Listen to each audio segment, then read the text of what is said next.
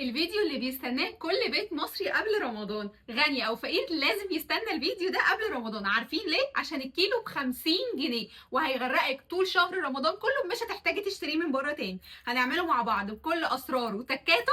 تابعوا الفيديو للاخر، يلا بينا. فول تدميس انا جايبه اهو نص كيلو من فول التدميس. لو هتعملوا كيلو هتضاعفوا الكميه في كل حاجه هنعملها. طبعا بعد ما غسلت الفول هنزل بيه في بوله. نص كيلو الفول، كوبايتين وشويه صغيرين، هننقعهم في ميه دافيه. كل كوبايه من الفول بتاخد كوبايتين من الميه.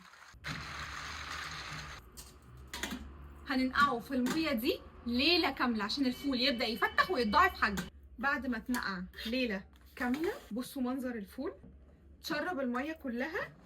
بصوا الحبوب كبرت خالص ازاي، شايفين؟ هصفيه من الميه كويس جدا واجيلكوا اهو. بعد ما صفيته كويس جدا هنجيب الدماسه الجميله بتاعتنا دي، ولو ما عندكوش ينفع اي حل عادي. هننزل فيها بقى كميه الفول اللي احنا صفيناه. انا لو تفتكروا قلت لكم عامله نص كيلو. بنحط الفول في الدماسه لحد نص الدماسه بس عشان ياخد راحته في السوا.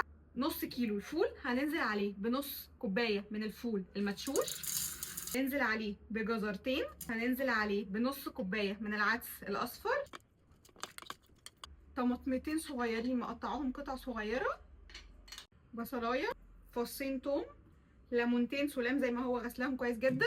بصوا بقى التركايه دي، دول معلقتين كبار من القمح. في ناس بتعمله من غير قمح، بس انا لقيت التركايه دي بيعملوا بيها، قلت اجرب. بيخليه عامل زي الزبده كده، فقلت اجرب مش هخسر حاجه. في كمان ناس بتحط حمص، انا ما بحبش الحمص فمش هحط. لو عايزين تحطوا تقدروا تزودوا حمص. هنغطيه بقى كله ميه سخنه. وبعد كده هقفل على الغطا كويس جدا بورق فويل عشان مش عايزاه يطلع البخار اللي فيه. هنرفعه على النار، على نار عاليه، هياخد حوالي ساعتين. هنحطه على نار عاليه يبدا يغلي يغلي يغلي. بعد ساعه ساعه الا ربع نقدر نكشفه ونشوف. لو محتاج ميه نزود، لو مش محتاج خلاص هنغطي تاني ونهدي النار عليه تبقى شمعه خالص، اهدى حاجه لحد ما يكمل ساعتين على النار. بعد ساعتين تعالوا نفتح ونشوف ايه الاخبار. الله، جيب بقى نقلب بقى كده من تحت لفوق. مش قادره اقول لكم الريحه عامله ازاي. بصوا شايفين؟ تعالوا بقى نطلع هنا كده. شايفين الحلاوه؟ عايزه اقول لكم انا الحقيقه بحب اهريه ازيد من الطبيعي عشان مش بحب احس بالفولايه سليمه تحت اسناني. ههرسه شويه كمان. ملح، كمون، طحينه، زيت. ممكن تستبدلوا الزيت بسمنه بلدي، زيت زيتون، زي ما تحب. بصوا شكله،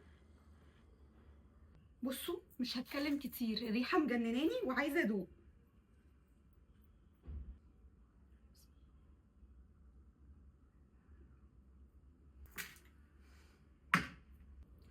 قطع لسان اللي يقول عليه فول، ده زبده. زبده يا جماعه. عمل كميه كبيره قوي، الطعم خرافه. اظن شفتوا عمل كميه كبيره قوي. فرزوه في اكياس تلاجة، حطوه في الكيس وبططوه كده واعملوهم فوق بعض كده في الفريزر. اسحبوا كيس للسحور.